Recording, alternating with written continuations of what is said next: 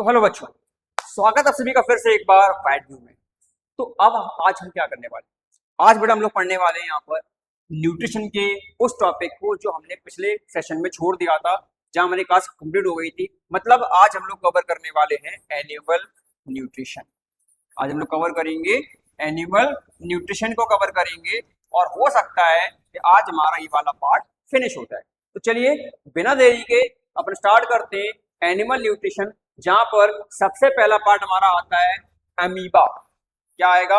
सबसे पहला पार्ट हमारा आएगा अमीबा के न्यूट्रिशन के बारे में। अमीबा किसमें आता है? जैसे अमीबा आता है होलोजोइक में, इसीलिए इसको होलोजोइक प्रोसेस कहते हैं। और हम लोग जानते हैं कि होलोजोइक मतलब क्या होता है। होलोजोइक मतलब वो एनिमल्स, या हम बात करें वो लिविंग ऑर्गेनिजम्स जो अपने खाने को मुंह से चबाते हैं, अपने स्टमक में उसको पचाते हैं और फिर उससे न्यूट्रिशन या एनर्जी निकालेंगे। चलिए बहुत अच्छी बात है, चलिए आगे देखते हैं। क्या बात करते हैं कि अमीबा कैसे खाना बनाता है। तो अमीबा जब भी खाने को पचाएगा, न्यूट्रिशन लेगा, तो वो 5 प्रोसेस करेगा। कितनी? 5 प्रोसेस। उससे पहले मैं आपको बता दूं कि जब भी किसी लिविंग ऑर्गेनिज्म में न्यूट्रिशन की प्रोसेस होगी, तो मैं सबकी नहीं बोल रहा हूं, लेकिन अगर हम बात करें ह्यूमंस की, अगर हम बात करें कुछ एनिमल्स की, और अगर हम बात करें अमीबा की, तो उनमें ये 5 स्टेज को फॉलो करना कंपलसरी है। द फर्स्ट स्टेज इज अपनी इंजेशन। पहली स्टेज आती है इंजेशन। सेकंड स्टेज आती है डाइजेशन। थर्ड स्टेज आती है एब्जॉर्प्शन। और फोर्थ स्टेज आती है एसिमिलेशन। और लास्ट स्टेज अपनी आ जाती है एजेशन। तो किसी भी लिविंग ऑर्गेनिज्म की अगर हम बात करें, तो वो लिविंग ऑर्गेनिज्म अगर ह्यूमन है और कुछ एनिमल्स की भी ले सकते हैं, अमीबा है, तो उनमें न्यूट्रिशन ऑब्टेन करने के लिए इन 5 प्रोसेस से उनको गुजरना पड़ता है, जिनमें ingestion, digestion, absorption, assimilation, egestion. Ingestion क्या होता है कि इंजेशन एक ऐसी प्रोसेस है जहां पर कोई लिविंग ऑर्गेनिज्म उस खाने को अपने मुंह में रखता है, उस खाने को अपने मुंह से चबाएगा, मतलब खाने को मुंह से चबाना। सेकंड आती है डाइजेशन। खाना मुंह से चबाने के बाद अब बात आती है कि उसको डाइजेस्ट करना। वो कहाँ होता है कि बेटा वो होता है स्टमक में, मतलब हमारे पेट में। सेकंड कंडीशन आती है कि खाना मुंह से चबा लिया, उसको डाइजेस्ट कर लिया, अब एब्जॉर्ब करना है। कि एब्जॉर्ब क्या करना है? तो एब्जॉर्ब यहाँ पर किया जाता है क्या? एब्जॉर्ब यहाँ पर किया जाता है न्यूट्रिशन को। इसको एब्जॉर्ब किया जाएगा, यहाँ पर एब्जॉर्ब किया जाएगा न्यूट्रिशन को by the help of small intestine. लेकिन ये मैं बता रहा हूँ ह्यूमंस के अकॉर्डिंग, एनिमल्स में अलग होता है, लेकिन प्रोसेस वही है कि इंजेशन में मुंह से खाना चबाना, डाइजेशन में खाना पचाना, एब्जॉर्प्शन में उस खाने में पाए गए न्यूट्रिएंट्स को एब्जॉर्ब करना, एसिमिलेशन में क्या होता है, जो हमारा वेस्ट मटेरियल होता है उस वेस्ट मटेरियल को तैयार करना, इसके साथ साथ उसमें से वाटर या सॉल्ट को एब्जॉर्ब कर लेना। और एजेशन लास्ट होती है, जहां पर वेस्ट मटेरियल को हमारी बॉडी से बाहर निकाल दिया जाता है। तो इस तरह से डाइजेशन में, ह्यूमन न्यूट्रिशन में टोटल ये 5 स्टेज रहेंगी: इंजेशन, डाइजेशन, एब्जॉर्प्शन और एसिमिलेशन और एजेशन। तो इन्हीं 5 स्टेज की अगर हम बात करें तो हम लोग पढ़ने वाले अमीबा में। Amoeba ingestion, digestion, absorption, assimilation और एजेशन। अब ये होता क्या है, कैसे होता है, इसको देखते हैं। तो अमीबा में जब डाइजेशन होगा, जब वो न्यूट्रिशन निकालेगा, तो वो पहली स्टेज फॉलो करेगा इंजेशन की। अमीबा में जो न्यूट्रिशन की प्रोसेस होती है वो कैसे होती है? वो पहली प्रोसेस होती है इन 5 स्टेजेस से। तो इन 5 स्टेज से अमीबा को ऊपर निकलना पड़ता है, जिसका पहला पॉइंट आता है इंजेशन। इंजेशन में क्या होता है कि सर इंजेशन में अमीबा को क्या करना पड़ता है? इंजेशन में अमीबा को सबसे पहले वो खाना दिखता है। क्या दिखता है? खाना। तो वो अपने बॉडी को थोड़ा एक्सटेंड करेगा और उस खाने के चारों ओर अपनी कुछ फिंगर जैसी कुछ निकालेगा ऐसे, जिसको हम बोलते हैं स्यूडोपोडिया। क्या बोलेंगे? स्यूडोपोडिया। ये टेम्पररी होते हैं, ये फिक्स नहीं होते, ठीक है। जैसे ये निकालेगा चारों ओर से खाने को घेर लेगा। चारों ओर से खाने को घेरने के बाद जब खाना उसकी बॉडी के अंदर आ गया, तो अब शुरू होता है डाइजेशन। मतलब उस खाने में से कॉम्प्लेक्स न्यूट्रिशन को ब्रेक करके सिंपल में कन्वर्ट करना। अच्छा, वो भी कन्वर्ट हो गया, लेकिन ये होता कहाँ है? तो ये होता है फूड वैक्यूल में। कहाँ होता है? फूड वैक्यूल में। तो स्यूडोपोडिया ने खाने को अंदर लिया, डाइजेशन के टाइम पे फूड वैक्यूल में उस खाने का डाइजेशन हुआ, कॉम्प्लेक्स से सिंपल में कन्वर्ट हुआ। अब डाइजेशन होने के बाद न्यूट्रिशन को एब्जॉर्ब करना है, तो अब किस में होगा? अब होगा एब्जॉर्प्शन प्रोसेस के द्वारा। अब पूरे न्यूट्रिशन हमारी पूरी सेल में डिफ्यूज हो जाएंगे, क्योंकि सेल तो एक ही है, बॉडी उसकी बनी एक सेल से। इसके बाद जैसे न्यूट्रिशन पूरे में डिसॉल्व हो गए, अब प्रोसेस आती है एसिमिलेशन की, जहां पर क्या होता है? न्यूट्रिशन मिलने के बाद अमीबा का साइज थोड़ा सा बढ़ने लगता है, साइज थोड़ा सा बढ़ने लगता है उस एनर्जी की मदद से, और धीरे धीरे जैसे वो उसका ग्रो हो जाती है तो वो बचे हुए वेस्ट को बॉडी से बाहर निकाल देता है, जिसको हम बोलते हैं डाइजेशन। इस तरह से अमीबा में पूरा प्रोसेस चलता है न्यूट्रिशन का। और यही सेम प्रोसेस अगर हम बात करें तो एनिमल्स में रहेगा, बस फर्क क्या आ जाएगा? फर्क आ जाएगा हमारा थोड़ी सी पार्ट्स और कुछ प्रोसेस का। तो एनिमल्स में न्यूट्रिशन के लिए भी हमें 4 से 5 स्टेज देखनी पड़ती हैं। एनिमल्स में न्यूट्रिशन निकालने के लिए भी हमें 5 स्टेज से गुजरना पड़ेगा। पहली स्टेज क्या रहेगी? जैसा पहली स्टेज वही इंजेशन। इंजेशन मतलब खाने को मुंह से चबाना, खाने को मुंह से चबाना। सेकंड स्टेज रहती है हमारी क्या? जैसा डाइजेशन। डाइजेशन में हम खाने को डाइजेस्ट करते हैं, हम खाने को डाइजेस्ट करते हैं हमारे स्टमक में। थर्ड पॉइंट क्या रहेगा? थर्ड पॉइंट रहेगा एब्जॉर्प्शन।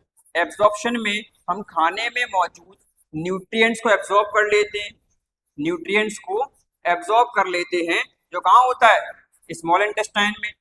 उसके बाद अगर हम बात करें एसिमिलेशन की, तो एसिमिलेशन में क्या होता है कि न्यूट्रिशन एब्जॉर्ब हो जाने के बाद अब उस खाने में बचा हुआ वाटर, बचे हुए सॉल्ट्स को एब्जॉर्ब किया जाएगा, और उस खाने से, बचे हुए खाने से वेस्ट मटेरियल तैयार किया जाएगा।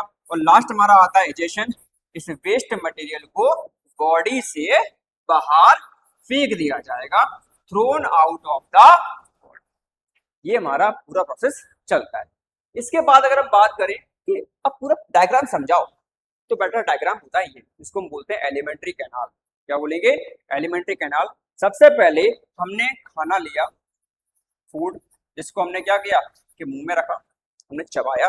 जब मुंह में रखकर हम खाने को चबाते हैं तो यहाँ पर क्या होता है? खाने को चबाते टाइम हमारे खाने में मौजूद हो जाता है सलाइवा। हमारे खाने में क्या मिक्स हो जाएगा? सलाइवा मिक्स हो जाएगा। और खाने में सलाइवा मिक्स होने से होता क्या है कि जब खाने में सलाइवा मिक्स होता है, जब खाने में सलाइवा मिक्स होता है तो वो सलाइवा खाने में मौजूद स्टार्च को सिंपल शुगर में कन्वर्ट कर देगा, जिसको हम बोलते हैं माल्टोज। क्या बोलते हैं? कि माल्टोज। और ये सलाइवा आता कहाँ से है? तो ये सलाइवा आता है हमारी बॉडी में मौजूद सैलिवरी ग्लैंड से। कहाँ से आता है? ये हमारी बॉडी में मौजूद सैलिवरी ग्लैंड से सलाइवा आता है। और सैलिवरी ग्लैंड कहाँ होती है? कि हमारे कहाँ होती है? हमारे मुंह में। मैंने क्या बताया कि खाने को मुंह से चबाना, ये पहली प्रोसेस है हमारी, जिसको हम बोलते हैं इंजेशन। खाने को मुंह से चबाना हमारी पहली प्रोसेस इंजेशन, जहाँ पर क्या होता है कि जहाँ पर जब खाने को चबाते हैं, चबाते टाइम देखते हैं हमारे मुंह में जो लार बन रही होती है, वो लार किसमें मिक्स हो गई? हमारे खाने में। वो लार है क्या? वो सलाइवा है। किसने बनाई? सैलिवरी ग्लैंड ने बनाई। ये कहाँ होती है? हमारे मुंह में होती है, नीचे। तो इस जब ये सलाइवा मिक्स हुआ, तो सलाइवा मिक्स होने पर खाना चिपचिपा हो जाता है। ऐसा क्यों? क्योंकि सलाइवा मिक्स होने पर हमारे खाने में मौजूद स्टार्च को सिंपल शुगर में कन्वर्ट किया जाता है, और वो कहलाता है माल्टोज, जिससे कि डाइजेशन में हेल्प करे।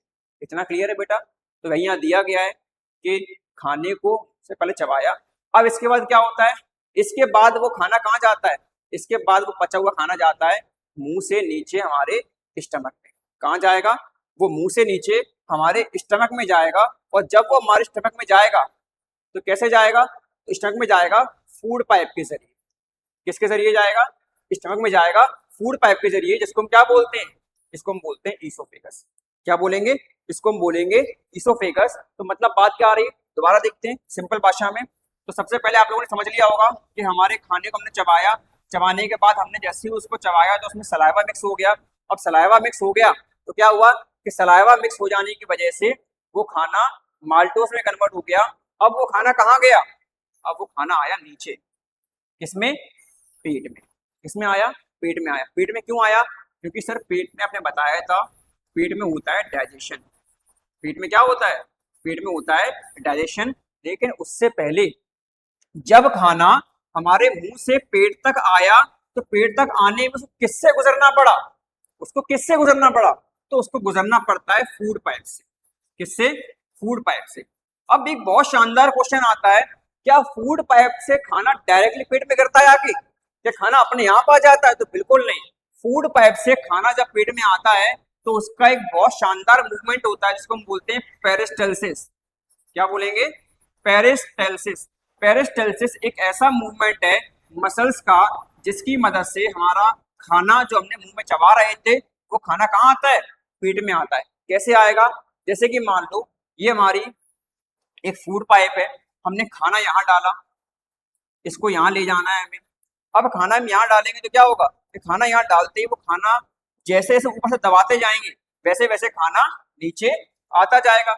मतलब सिंपल सा क्या कि जो हमारी मसल्स है, ये मान लो ये फूड पाइप है, यहाँ खाना है, मैंने यहाँ से इसको दबाया तो खाना नीचे ढकेला गया, फिर दबाया फिर नीचे ढकेला गया, फिर दबाया फिर खाना नीचे गया। तो ऐसे हो क्या रहा है? ऊपर से दबाते जा रहे हैं और नीचे से हमारी जो फूड पाइप है वो फैलती जा रही है, इससे खाने को आगे जाने की जगह मिल जाए। नीचे से दबा रहे हैं और ऊपर से दबा रहे हैं, नीचे से खाना के लिए, खाना आगे जाने के लिए क्या हो रहा है? फूड पाइप फैल रही है। तो इस पूरे मूवमेंट को क्या बोलते हैं? इसको हम बोलते हैं पेरिस्टल्सिस। क्या बोलेंगे? पेरिस्टल्सिस। जिसको हम आगे बहुत अच्छे समझेंगे, जो हमें यहाँ पे दिया भी गया है। देखो ध्यान से, हमने क्या किया कि सबसे पहले हमने खाने को मुंह में चबाया। सबसे पहले खाने को मुंह में चबाया तो चबाने से क्या हुआ कि स्टार्च में सलाइवा मिल गया। स्टार्च में सलाइवा मिल गया। उस सलाइवा ने क्या कर दिया? उसको माल्टोस में कन्वर्ट कर दिया, जो अभी हम देख के आए। अब सबसे इंपॉर्टेंट पॉइंट हमारा आता है कि पेरिस्टल्सिस क्या होता है। पेरिस्टल्सिस क्या होता है? तो पेरिस्टल्सिस हमारे खाने को माउथ से स्टमक तक पहुंचाने का एक प्रोसेस है। इसमें क्या होता है? ध्यान से देखना बेटा। मान लेते हैं कि ये हमारा स्टमक है, ये हमारा माउथ है, यहाँ से खाना कहाँ जाना है? स्टमक तक जाना है। तो जैसे जैसे ये मसल्स होती है हमारी, जो फूड पाइप है वो किससे बना है? वो एक मसल से बना हुआ है, ठीक है। यहाँ से खाना आगे बढ़ाने के लिए फूड पाइप पीछे से दबेगा। पीछे से जब दबेगा तो बॉल आगे बढ़ी, मतलब खाना आगे बढ़ा, और आगे से क्या हुआ? आगे से फैला।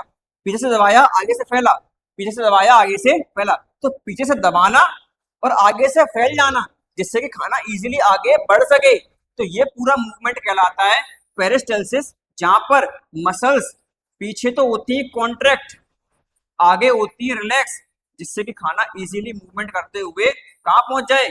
स्टमक में पहुंच जाए। और यही मसल्स का कॉन्ट्रैक्शन और रिलैक्सेशन जो खाने को आगे बढ़ने में हेल्प करता है कहलाएगा पेरिस्टल्सिस। तो कोई बड़ी बात नहीं है, इसको माइंड रखना। पेरिस्टल्सिस क्या है? पेरिस्टल्सिस क्या है? तो पेरिस्टल्सिस हमारे मसल्स का, हमारे फूड पाइप में पाई जाने वाली मसल्स का एक ऐसा मूवमेंट है जहां पर हमारे खाने के पीछे फूड पाइप की मसल्स कॉन्ट्रैक्ट करेंगी, जिससे खाना आगे धकेला जा सके, और आगे की मसल्स रिलैक्स हो जाएंगी, जिससे खाने को आगे आने में जगह मिल जाए।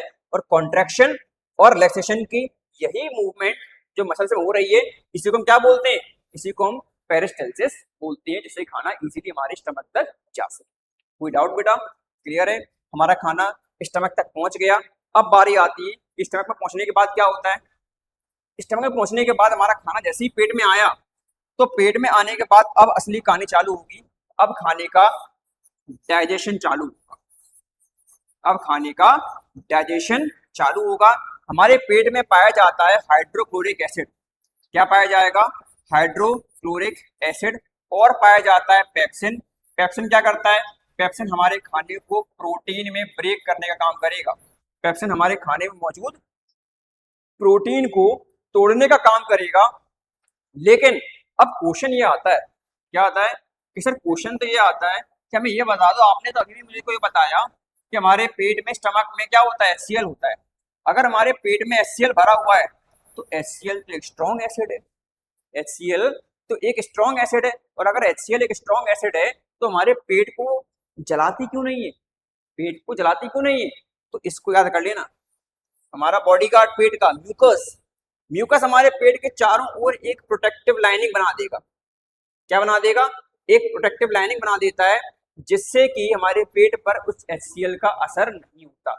लेकिन फिर भी कभी कभी ज्यादा खा लेते हैं, खराब खाना खा लेते हैं, या ऐसा खाना जंक फूड ज्यादा हो तो उससे क्या होता है, हमारे पेट में जलन पड़ती है। जलन पड़ने का मतलब क्या, कि अगर HCl की मात्रा ज्यादा हो जाए तो म्यूकस क्या हो जाती है, म्यूकस कमजोर पड़ जाती है, और जिससे हमारे स्टमक में डायरेक्टली HCl का कांटेक्ट हो जाता है, और डायरेक्टली HCl का कांटेक्ट हो जाने से पेट में जलन पड़ती है, पेट में जलन पड़ती है, पेट में दर्द होता है। तो इसीलिए कहते हैं कि अपने पेट को बचाने का काम कौन कर रहा है, अपने पेट को बचाने का काम कौन कर रहा है, कि म्यूकस हमारे पेट को HCl से बचा रहे हैं। इसे अच्छी बात है, समझ में आ गया, बहुत अच्छी बात है। लेकिन अब डाइजेशन जो हुआ, उस डाइजेशन में क्या हुआ, तो डाइजेशन में हमने बताया था जब खाना फूड पाइप से कहाँ आ गया, पेट में आ गया। खाना फूड पाइप से पेट में आया तो वो कहाँ गिरा, वो HCl में गिरा। यहाँ पर HCl ने उस खाने को डाइजेस्ट किया, उस खाने को तोड़ा, उस खाने को ब्रेक किया। कैसे, तो उस खाने को कॉम्प्लेक्स से सिंपल में कन्वर्ट किया। इसके साथ साथ यहाँ पर कई सारे डाइजेस्टिव जूसेस और डाइजेस्टिव एंजाइम पाए जाएंगे जो उस खाने को डाइजेस्ट करने में हेल्प करती हैं। पेप्सिन पाया जाता है, पेप्सिन उस खाने में मौजूद प्रोटीन को तोड़ता है, प्रोटीन को तोड़ता है मतलब प्रोटीन को कॉम्प्लेक्स से सिंपल में कन्वर्ट करने का काम करेगा। इसके बाद जैसे ही हमारा खाना डाइजेस्ट होने के बाद कहाँ जाएगा, नीचे, कहाँ पर, स्मॉल इंटेस्टाइन में। तो स्मॉल इंटेस्टाइन में जब हमारा खाना जाएगा, तो स्मॉल इंटेस्टाइन में खाना जाते ही क्या होता है, कि जैसे ही खाना पेट से स्मॉल इंटेस्टाइन में आया, तो ये जो पार्ट होता है, पहला पार्ट, ये जो हमारा पहला पार्ट होता है, इसको हम बोलते हैं ड्यूडेनियम। क्या बोलेंगे, इसको हम बोलते हैं ड्यूडेनियम। क्या होता है ये हमारा स्मॉल इंटेस्टाइन का पहला पार्ट है। स्मॉल इंटेस्टाइन का टोटल 3 पार्ट होते हैं। पहला पार्ट स्टार्टिंग का ड्यूडेनम, सेकंड बीच का पूरा पार्ट जेजुनम, और लास्ट वाला पार्ट जो स्मॉल इंटेस्टाइन को लार्ज इंटेस्टाइन से कनेक्ट कर रहा है वो कहलाता है हमारा इलियम। क्या कहलाएगा, इलियम कहलाएगा। इतना क्लियर है कि इन 3 पार्ट का काम क्या है। इन तीनों पार्ट का काम बेटा ये है कि जब खाना पेट से पचा, खाना पेट में पच गया, खाना डाइजेस्ट होने के बाद, खाना पेट में डाइजेस्ट होने के बाद क्या होता है, तो खाना पेट में डाइजेस्ट होने के बाद वो जब स्मॉल इंटेस्टाइन में आगे बढ़ता है तो डेड्यूनम वाले पार्ट में आकर उसमें से न्यूट्रिशन एब्जॉर्ब, उसमें से न्यूट्रिशन को तोड़ा जाएगा, उसमें से न्यूट्रिशन को तोड़ा जाएगा। और कैसे तोड़ा जाएगा, कि यहाँ पर ही लीवर से बाइल जूस लिया जाएगा। और बाइल जूस क्या करता है, कि बाइल जूस हमारे खाने में मौजूद फैट को तोड़ देता है, बाइल जूस हमारे खाने में मौजूद फैट को तोड़ देता है। इसके अलावा कि पेंक्रियास पकड़ लो, पेंक्रियास का मेन काम क्या है, कि पेंक्रियास में क्या पाया जाता है, पेंक्रियास में पाया जाता है ट्रिप्सिन। क्या पाया जाएगा, ट्रिप्सिन और लाइपेज और एमाइलेज। ट्रिप्सिन क्या करता है, ट्रिप्सिन प्रोटीन को तोड़ेगा, लाइपेज फैटी एसिड को तोड़ेगा, और एमाइलेज कार्बोहाइड्रेट को तोड़ेगा। तो मैंने बताया कि जब खाना पेट में डाइजेस्ट होने के बाद स्मॉल इंटेस्टाइन में आगे बढ़ता है तो स्मॉल इंटेस्टाइन का जो पहला पार्ट होता है ड्यूडेनम, इसमें न्यूट्रिएंट्स को तोड़ा जाएगा। कैसे, कि जब यहाँ पर खाना आया तो लीवर ने बाइल जूस छोड़ दिया, लीवर ने बाइल जूस छोड़ दिया जिसने क्या किया, फैट को तोड़ दिया। पेंक्रियास ने 3 चीजें छोड़ी, ट्रिप्सिन, लाइपेज, एमाइलेज। ट्रिप्सिन ने प्रोटीन तोड़ा, लाइपेज ने फैटी एसिड तोड़ा, एमाइलेज ने कार्बोहाइड्रेट तोड़ा। अब जब से न्यूट्रिशन टूट गए, कॉम्प्लेक्स से सिंपल में कन्वर्ट हो गए, तो अब ये कहाँ आते हैं, अब ये आते हैं बीच वाले पार्ट में जो हमारा कहलाता है जेजुनम, जहां पर क्या पाई जाती है, जहां पर ये फिंगर लाइक स्ट्रक्चर, जहां पर ये फिंगर लाइक स्ट्रक्चर, जिसको हम क्या बोलते हैं, जिसको हम बोलते हैं विलीज, ये पाई जाती है। और इनसे खाने का एब्जॉर्प्शन होता है, मतलब न्यूट्रिशन को एब्जॉर्ब किया जाएगा और एब्जॉर्ब कर कर बाहर मौजूद सेल्स को दे दिया जाएगा। तो खाने में मौजूद न्यूट्रिशन का एब्जॉर्प्शन कहाँ पे हुआ, कि जेजुनम में हुआ। जेजुनम क्या है, कि जेजुनम हमारे स्मॉल इंटेस्टाइन का बीच वाला पार्ट है, जहां पर विलीज पाई जाती है, जहां पर न्यूट्रिएंट्स एब्जॉर्ब होते हैं, जहां पर न्यूट्रिएंट्स एब्जॉर्ब होते हैं, जहां पर न्यूट्रिएंट्स एब्जॉर्ब होते हैं। क्लियर है। न्यूट्रिशन एब्जॉर्ब होने के बाद अब बचा हुआ खाना इलियम की सहायता से, जो लास्ट वाला पार्ट है स्मॉल इंटेस्टाइन का, इसकी मदद से कहाँ चला गया, इसकी मदद से वो जाता है स्मॉल इंटेस्टाइन से लार्ज इंटेस्टाइन में। एक बात याद रखना कि जब हमारा खाना डाइजेस्ट हो गया था, यहाँ खाने के न्यूट्रिएंट्स ब्रेक हो गए, यहाँ खाने का एब्जॉर्प्शन हो गया, ये स्टोमक, ये ड्यूडेनम, ये जेजुनम, स्टमक में डाइजेशन हुआ, ड्यूडेनम में न्यूट्रिशन ब्रेक किए गए, जेजुनम में न्यूट्रिशन में से एनर्जी को या फिर हम कहें न्यूट्रिशन को एब्जॉर्ब कर लिया गया। इसके बाद जब एब्जॉर्ब न्यूट्रिएंट्स को हटा दिया गया तो बचे हुए खाने को इलियम की मदद से, इलियम की मदद से, इलियम मतलब क्या है, स्मॉल इंटेस्टाइन का लास्ट वाला पार्ट, इसकी मदद से जब उसको लार्ज इंटेस्टाइन में भेजा गया, लार्ज इंटेस्टाइन में भेजा गया, तो यहाँ पर एंटीबॉडीज बनती है। क्या बनती है? कि एंटीबॉडीज बनती है इस वाले पार्ट में।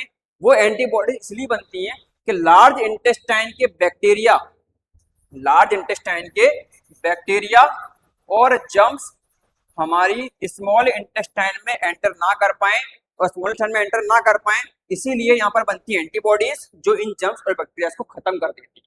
तो ये एक तरह का स्मॉल इंटेस्टाइन का गार्ड है, बॉडी गार्ड है, जो लार्ज इंटेस्टाइन से आने वाले बैक्टीरिया और जर्म्स को खत्म करने का भी काम करेगा। इसके नीचे आप देख पा रहे हो, आपको एक छोटा सा पार्ट दिख रहा होगा, ये वाला पार्ट, इसको क्या बोलते हैं? तो बेटा ये वाला पार्ट हमारा कहलाता है अपेंडिक्स। क्या कहलाएगा? ये पार्ट हमारा कहलाएगा अपेंडिक्स। इतना क्लियर है बेटा? हाँ क्लियर हो गया, कोई दिक्कत नहीं है। तो अब हमारा खाना इलियम से कहाँ पहुंचा? अब हमारा खाना पहुंचा इलियम से लार्ज इंटेस्टाइन में। कहाँ पहुंचा? इलियम से लार्ज इंटेस्टाइन में। और जब खाना इलियम से लार्ज इंटेस्टाइन में आया, तो लार्ज इंटेस्टाइन में आने के बाद ये वाला जो पार्ट होता है, पहला पार्ट, पहला पार्ट क्या करता है कि पहला पार्ट जो करता है वो होता है ल्यूब्रिकेशन। क्या करेगा?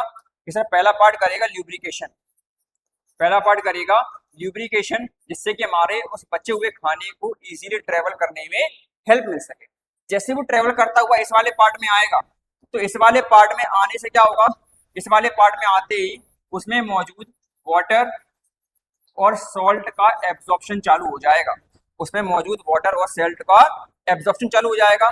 तो उसमें मौजूद वाटर और सॉल्ट का ऑब्जॉर्प्शन होने के बाद अब वो खाना कहाँ पहुंचा? अब वो खाना आया हमारे लास्ट पार्ट में, जहां पर उसको फीकस में कन्वर्ट किया जाएगा, जहां पर उसको फीकस में कन्वर्ट किया जाएगा, मतलब वेस्ट मटेरियल उसका बनाया जाएगा, और लास्ट में लाकर उसको रेक्टम में स्टोर कर दिया जाएगा। उसको रेक्टम में स्टोर कर दिया जाएगा। मतलब क्या था कि पचा हुआ खाना और एब्जॉर्ब किए हुए खाने को कहाँ पहुंचाया गया? स्मॉल इंटेस्टाइन से लार्ज इंटेस्टाइन में। तो स्मॉल इंटेस्टाइन से लार्ज में जैसे ही खाना आया, सबसे पहला पार्ट उस खाने में ल्यूब्रिकेशन ऐड करेगा, जिससे खाना चिकना हो जाए, इजीली ट्रेवल कर सके। उसके बाद बीच वाला पार्ट उस खाने में मौजूद एक्स्ट्रा वाटर और सॉल्ट को एब्जॉर्ब कर लेगा। इसके बाद जैसे खाना आगे बढ़ेगा, तो खाना आगे बढ़ते ही वो क्या हो जाएगा? उस बचे हुए लास्ट खाने को, जिसको हम बोलते हैं वेस्ट मटेरियल, उसको कन्वर्ट कर देगा फीकस में। किसमें कन्वर्ट कर देगा? फीकस में। और लास्ट में वही फीकस रेक्टम में आकर स्टोर हो जाता है, रेक्टम में आकर स्टोर हो जाता है। और रेक्टम में आकर स्टोर हो जाने के बाद वो हमारे एजेशन प्रोसेस के द्वारा, वो हमारी एजेशन प्रोसेस के द्वारा एनस से बाहर निकल जाएगा। इस तरह से पूरा खाना डाइजेस्ट हुआ, न्यूट्रिशन निकाले गए। तो एक बार समराइज कर लेते हैं, एक बार समराइज कर लेते हैं। सबसे पहले क्या हुआ कि सर, सबसे पहले अगर हम बात करें तो हमारे पास, देखो ध्यान से, सबसे पहले इंजेशन हुआ, मतलब खाने को पचाया गया। सेकंड हमारे पास डाइजेशन हुआ, डाइजेशन में खाने में से डाइजेस्ट, सॉरी दोबारा देखना, थोड़ी मिस्टेक हो गई। सबसे पहले क्या हुआ कि सबसे पहले न्यूट्रिशन की अगर हम बात करें, इंजेशन हुआ, फिर डाइजेशन, उसके बाद आता है एब्जॉर्प्शन, उसके बाद आता है एब्जॉर्प्शन, फिर हमारा आता है एसिमिलेशन, और लास्ट हमारा आ जाता है एजेशन। कि सर इसमें क्या हुआ, समझाओ इसको हमें तरीके से। इंजेशन में क्या हुआ था, अगर आपको याद हो कि सर इंजेशन में खाने को मुंह से चबाया गया, खाने को मुंह से चबाया गया, चबाते टाइम उसमें सलाइवा ऐड हुआ, सलाइवा ऐड होने से उसका जो स्टार्च था वो स्टार्च माल्टोज में कन्वर्ट हो गया। किसमें? माल्टोज में। सलाइवा कहाँ से आया? सलाइवा आया सैलिवरी ग्लैंड्स। कहाँ से आया? Salivary glands. इसके बाद अगर हम बात करें डाइजेशन में, क्या हुआ कि डाइजेशन में होने के लिए अब खाना पूरा पच गया, माल्टोज में कन्वर्ट हो गया, तो इसको कन्वर्ट भेज दिया गया स्टमक में। कहाँ भेज दिया गया? स्टमक में। किसकी मदद से? तो फूड पाइप की मदद से, जिसको हम बोलते हैं ईसोफेगस। खाना पेट में आया, पेट में होता है HCl, HCl ने उस खाने को ब्रेक किया, तोड़ा। इसके अलावा पेट में होता है पेप्सिन। क्या होता है? जैसे पेप्सिन होता है, पेप्सिन ने खाने में से प्रोटीन को तोड़ा। किसको तोड़ा? प्रोटीन को तोड़ा। उसके बाद उसने खाना कहाँ भेज दिया? उसके बाद खाना उसने भेज दिया स्मॉल इंटेस्टाइन में। और स्मॉल इंटेस्टाइन में खाना जैसे ही आएगा, तो अब चालू होता है एब्जॉर्प्शन। क्या चालू होता है? एब्जॉर्प्शन चालू होता है। सबसे पहले लीवर, लीवर ने क्या दिया, पाइल जूस दिया, उससे क्या हुआ, फैट टूटा, उससे क्या हुआ, उससे फैट ब्रेक हुआ। उसके बाद क्या हुआ, उसके बाद पेंक्रियाज आया, पेंक्रियाज ने ट्रिप्सिन दिया, लाइपेज दिया, एमाइलेज दिया। ट्रिप्सिन ने प्रोटीन को तोड़ा, लाइपेज ने फैटी एसिड तोड़ी, एमाइलेज ने कार्बोहाइड्रेट तोड़ा। उसके बाद क्या, उसके बाद हमारे स्मॉल इंटेस्टाइन में होती है विलीज। क्या होती है, विलीज होती है। इन विलीज ने उस खाने में मौजूद न्यूट्रिएंट्स को एब्जॉर्ब कर लिया, और न्यूट्रिएंट्स को एब्जॉर्ब करने के बाद उन्हें बाहर मौजूद सेल्स को दे दिया, और खाना लास्ट में इलियम वाले पार्ट से स्मॉल इंटेस्टाइन से लार्ज इंटेस्टाइन में भेजा गया, स्मॉल इंटेस्टाइन से लार्ज इंटेस्टाइन में भेजा गया, जहां पर जैसे लार्ज इंटेस्टाइन में खाना आया तो खाने में सबसे पहले ल्यूब्रिकेशन हुआ, उसके बाद खाने में मौजूद वाटर और सॉल्ट को एब्जॉर्ब कर लिया गया, और खाना जो था उसको फीकस में कन्वर्ट कर दिया। फीकस में कन्वर्ट करने के बाद वो रेक्टम में आकर स्टोर हो गया, और रेक्टम में स्टोर होने के बाद एट अ टाइम या उसी समय या बाद में उसको एनस के थ्रू हमारी बॉडी से बाहर निकाल दिया गया। तो ये था हमारा पूरा एडिशन का टॉपिक, इंजेक्शन से लेके एडिशन, किस तरह से न्यूट्रिशन वाला जो पार्ट है, किस तरह से न्यूट्रिशन वाला जो पार्ट है वो कंप्लीट हुआ है, और किस तरह से ह्यूमंस में न्यूट्रिशन पूरा होता है। तो इस पर देख लेना, रिवाइज कर लेना। कोई भी डाउट हो, कोई भी क्वेश्चन हो तो उसको कमेंट बॉक्स में डालना मत भूलना, वो भी आपके क्लियर किए जाएंगे। तब तक के लिए बने रहिए। अगर आपने पहला पार्ट नहीं देखा तो वो भी जाकर देखना, ठीक है। तो बने रहिए, जुड़े रहिए, शेयर कर दीजिए, सब्सक्राइब कर दीजिए और लाइक करना ना